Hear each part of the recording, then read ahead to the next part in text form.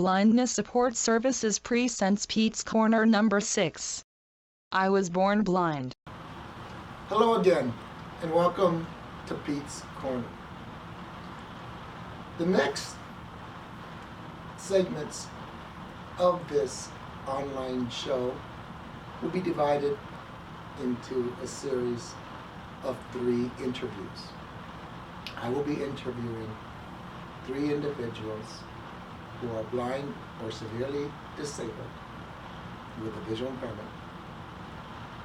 What is different is the reason how they became blind. We will discuss and talk with an individual who was blind at birth, one who became blind because of a trauma which instantly led to blindness, and then the third individual who lost their vision due to a specific eye disease that progressed through time. Today, let me introduce to you Mr. Kelly Hill. And Kelly, welcome to Pete's Corner. Thank you. Good to be here.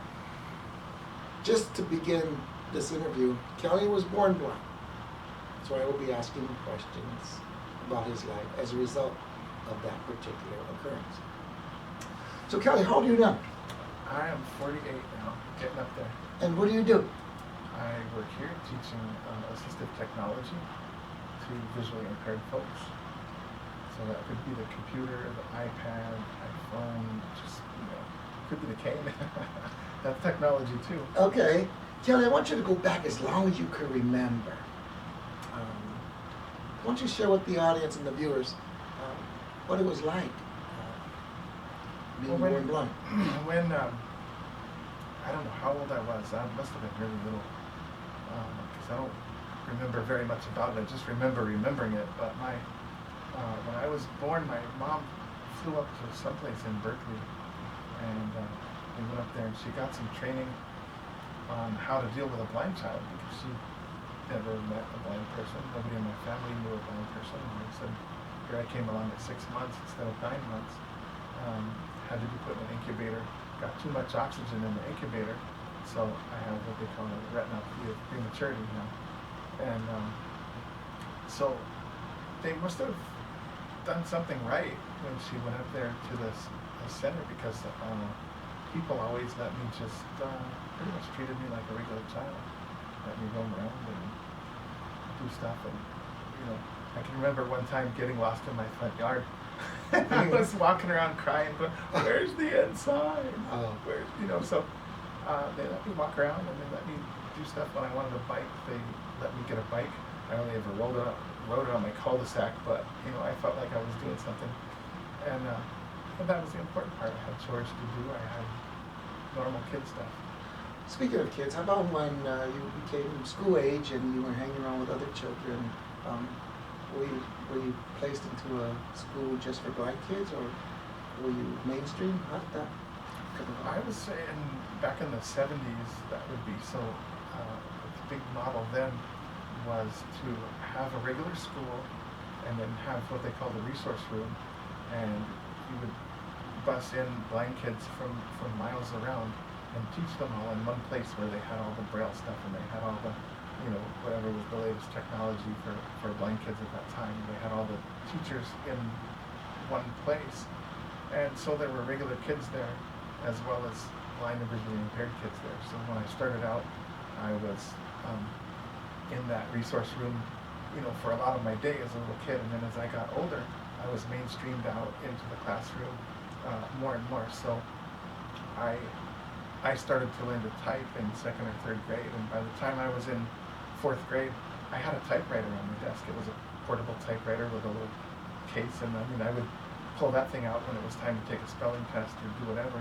And I couldn't see the page that I had typed, but I knew if I had made a mistake or whatever. And I was typing on a regular typewriter, sitting in a classroom with sighted kids. As you developed and evolved, and an early teenager, and then a late blooming teenager, and before you became a young adult and a young man, how were those years? How did you feel, not only mentally about going through life with no vision, and how did older folks treat you and your peers?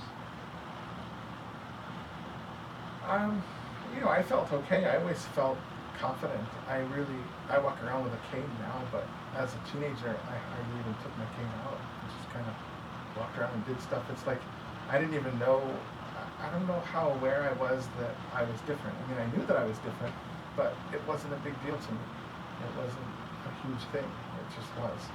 And I think that kind of separates me from folks who, like a lot of the folks that we work with here, who either go blind from a disease like diabetes, or from someone that goes blind from, as a result of trauma, because I've never seen it. So I don't miss what I've never had. So when you hear people say red or blue or green, mentally you really don't have a concept of what. Not in the way that a sighted person would experience that. No.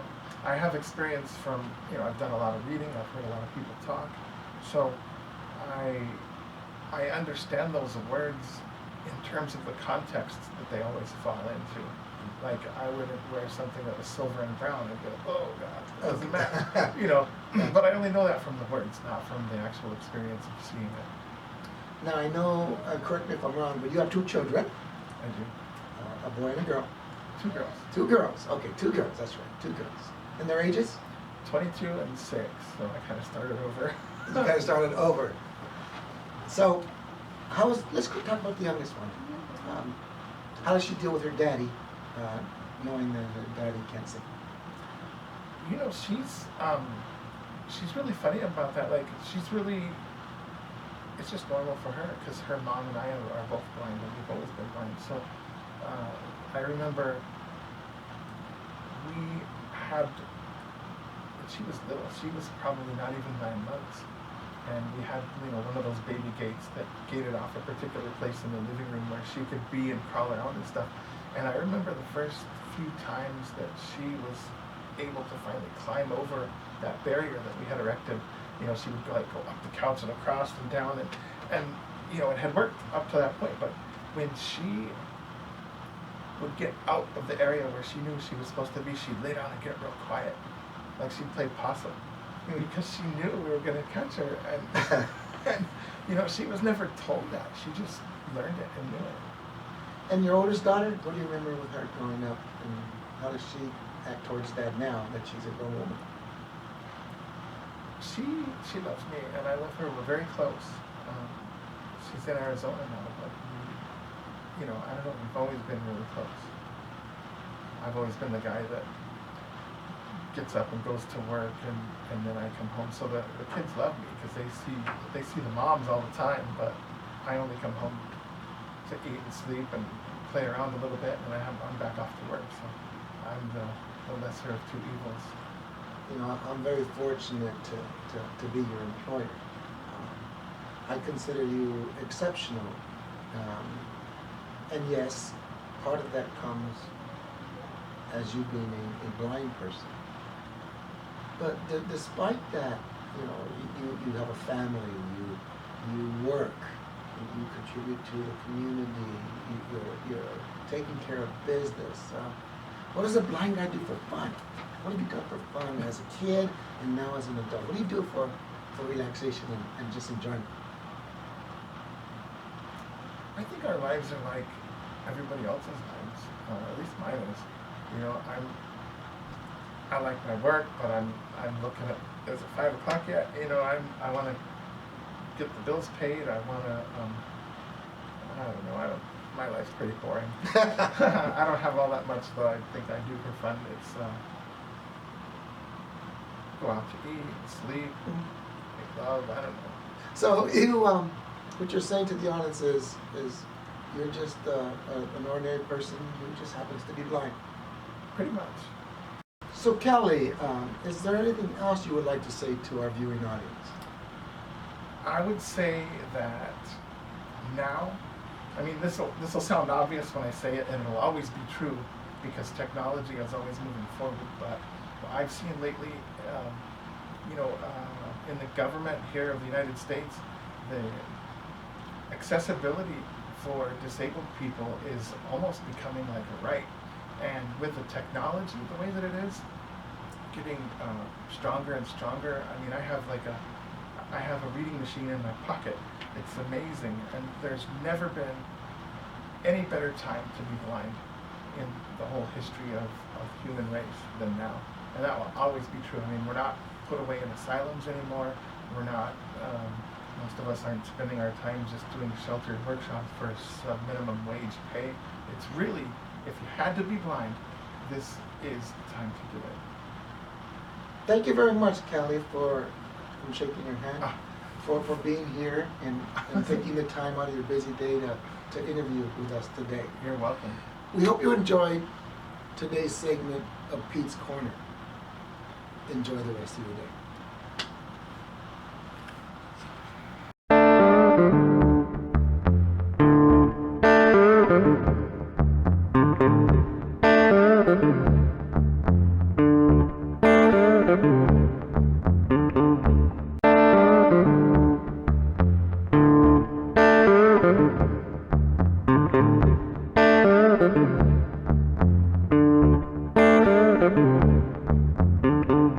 Blindness Support Services presents Pete's Corner number 6.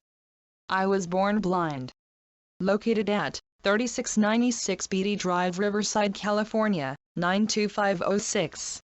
Phone 951-341-9244. Visit us at www.blindnesssupport.com.